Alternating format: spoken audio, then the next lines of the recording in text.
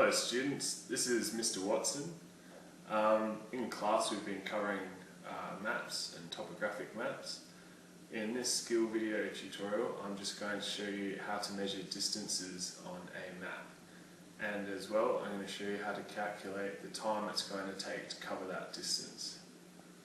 So at the moment I'm currently on holiday in Brisbane and I have a problem. My phone has run out of battery and I forgot my charger, and tomorrow I need to get from Brisbane to Deception Bay. Now normally I would just use Google Maps on my phone to work it out, but in this case luckily I had a map with me and I've got a ruler, so I can just use these tools to figure out the distance and the time it's going to take.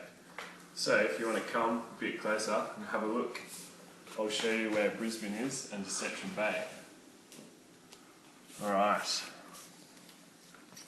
so you can use this skill in everyday life, and professionals use it in their experience as well, such as geologists and other such professions. Okay, so here we have Brisbane. Now I'm right in the middle of Brisbane and I want to get to Deception Bay, which is north.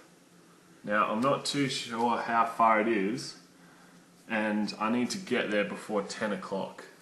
So I need to figure out the distance it is and roughly about the time it's going to take, just to give me a bit of an indicator. So if I'm here in Brisbane at this location, I'll make an X, and I need to get here in Deception Bay. So what I can do with this ruler is measure that distance, which, as it turns out, happens to be exactly 29.5 centimetres. So we can write that down, 29.5 centimetres. Now it's important to write down any different variables that you have while you're trying to figure things out like this, just to keep it in your mind of what you're doing, and it just gives you a logical order of progression as well. Okay, so now that we have the distance, 29.5 centimetres, we look for the map scale, and this map, luckily enough, has one. So what we do is we compare the scale with the measurements on our ruler, just like this, and it just so happens that 1 centimetre equals 1 kilometre, or 5 centimetres equals 5 kilometres. Can you see that there? 1, 2, 3, 4, 5. Okay, so what we're going to do, if it's 29.5 centimetres and 1 centimetre equals 1 kilometre, then we know that from Brisbane to Deception Bay in a straight line will be 29 kilometres, and then 500 metres because it's half a centimetre. Okay, does that make sense, I guess? Now remember, when you're doing this as well, that it won't be totally accurate if you go in just a straight line.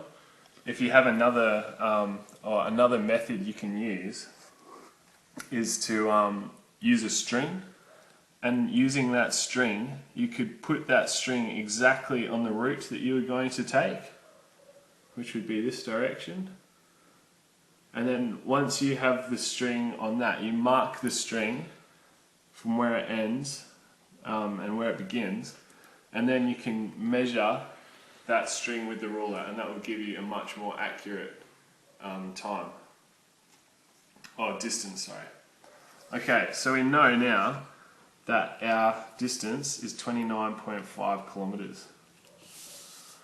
So now I need to work out the time it's going to take me. To do this, I use this equation. Speed equals distance divided by time. Now I'm going to show you a little trick. You can put this equation into a triangle and divide it into 3. Now in this triangle, if I want to work out speed, then it's distance divided by time. If I want to work out time, then it's distance divided by speed. If I want to work out distance, then it is speed times by time. Okay? That's just a little trick if you have a little bit of trouble rearranging equations. Okay. So now we can figure out the time using our formula. So time will equal distance divided by speed. So we figured out that our distance was 29.5 kilometers an hour. So we can put that into our equation.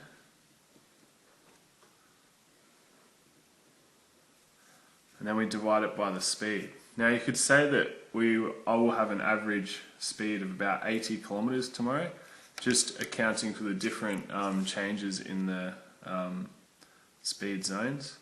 So we'll use 80 kilometers per hour. Actually, that shouldn't be there. So 29.5 divided by 80. So that will work out to be about 0.36 of an hour. Now if we times that by 60, that will give us a time in minutes, which equals about 21.6 minutes. Now obviously, because we have to take into account traffic, this is a very rough estimation, and I'll probably have to leave an extra 10 minutes, say, or something like that.